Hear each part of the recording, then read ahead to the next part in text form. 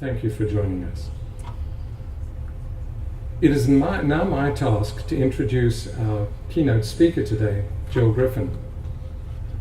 Jill is an internationally published author and regular contributor to Forbes.com. She's also written 5 books, including her 2 newest, Earn Your Seat on a Corporate Board and Women Make Great Leaders. Jill, just for the record, I think the last book is so apropos, given all the cultural stuff that's been going on in our country. So very well done for doing that.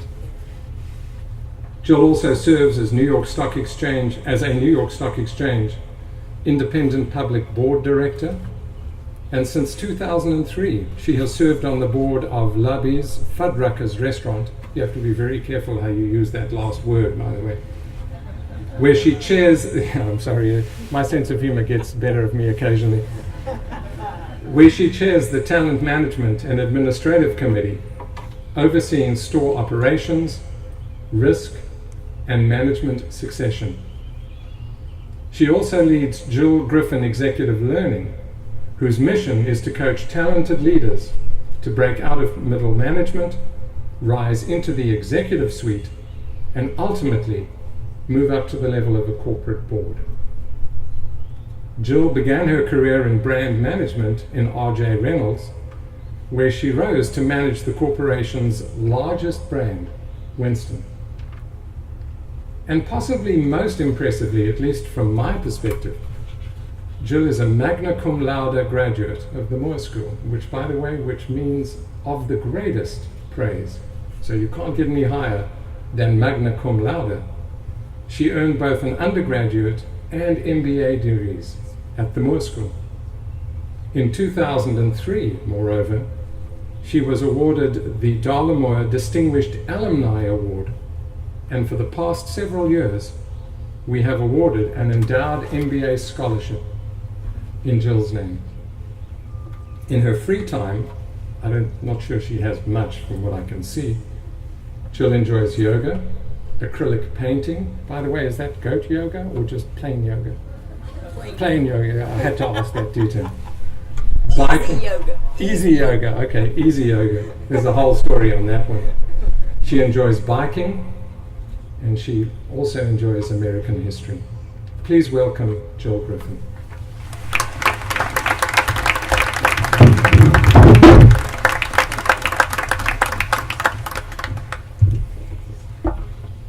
What a pleasure to be with all of you today. I want to start out by telling you that I flunked the GMAT.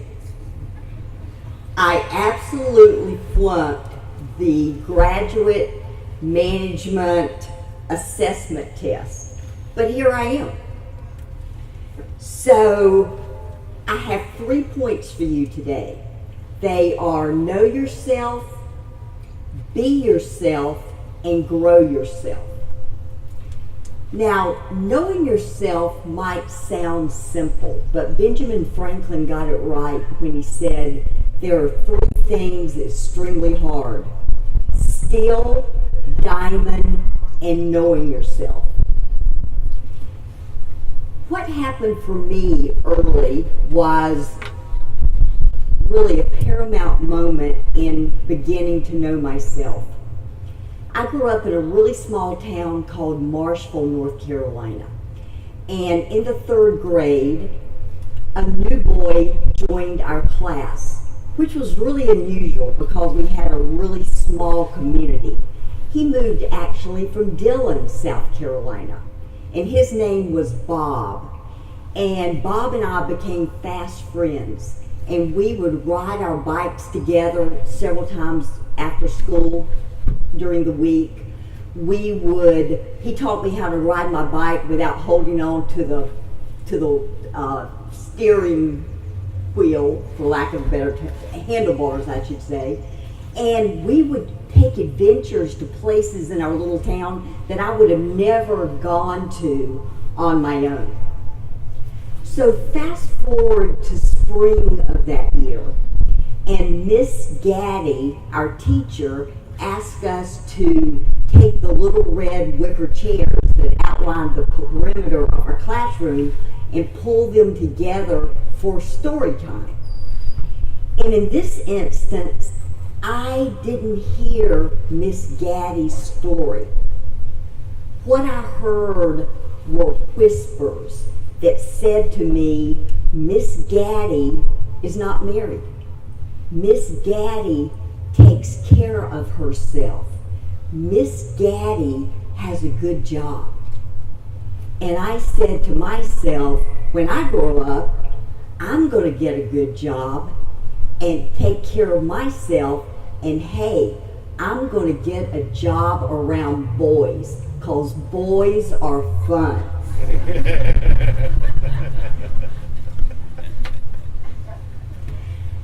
The next point is be yourself. When my book, Customer Loyalty, came out in 1995, it was one of the only 2 books that year to come out on customer loyalty.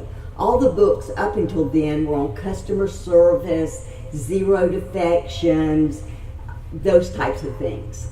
So what happened was I started getting a lot of requests to speak, which was exactly why I wrote the book. That book took me from being a nobody in Austin to a somebody on the national stage. So after one of my presentations, a well-dressed gentleman came up to me and said, "Would you like to speak internationally?" And of course I said yes, thinking he had a lead for me. What he said instead was, "You've got to lose that Southern accent." So being a little naive about the whole speaking circuit and how it worked, I spent an excruciating 50 minutes with a voice coach. And she would say, "Dell," and I would say, "Dale," and she would say, "May," and I would say, "May." And I walked out of that appointment and I said, never again, never again. I am going to be myself. So I started featuring my Southern accent and starting to talk early in my presentations about where I came from, where the accent came from, and so forth. So fast forward 5 years to Madrid, and I'm speaking in Madrid, and everybody's going to be wearing headphones.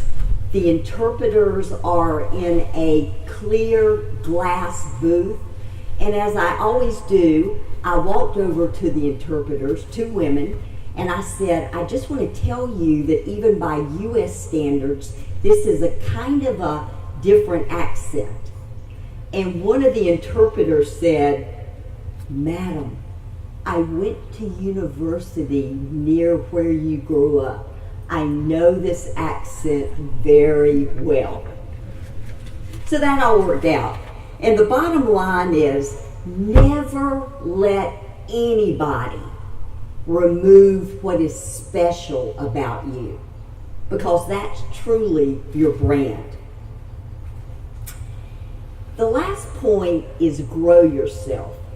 And in writing books, I have the enormous privilege to go out and find stories, talk to people that have done amazing things.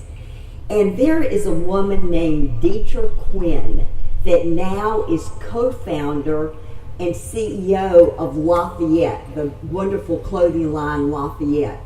But Deetra started out in the pattern department, and she was quickly promoted into the operations department.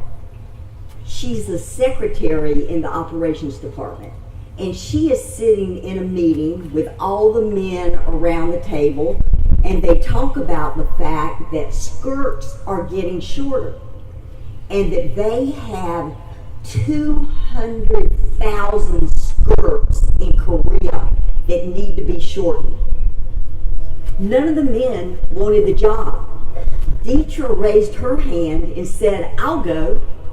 So over she went to Korea and spent 6 months there getting that job done. And when she came back, she was known as a problem solver.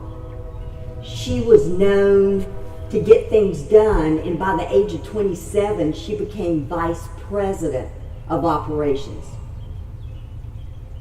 Now, I want to tell you as we close today how I grew myself in the MBA program.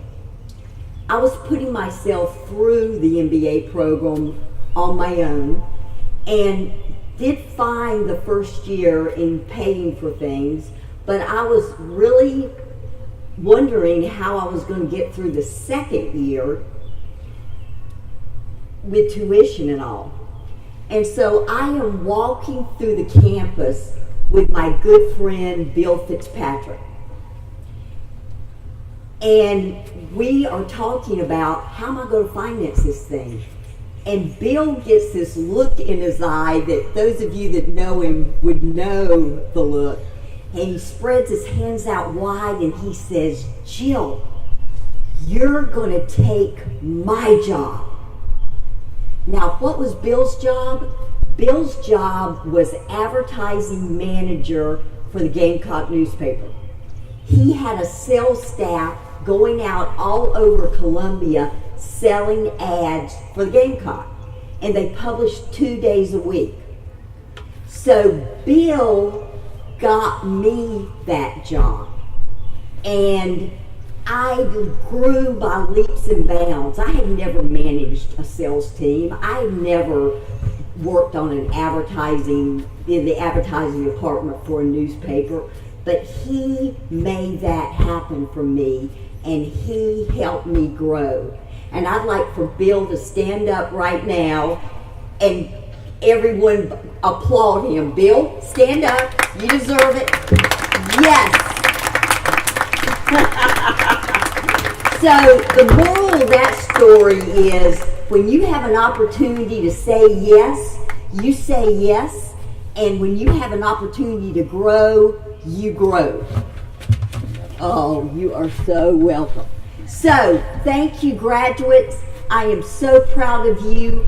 Go out in the world and make us proud. Thank you.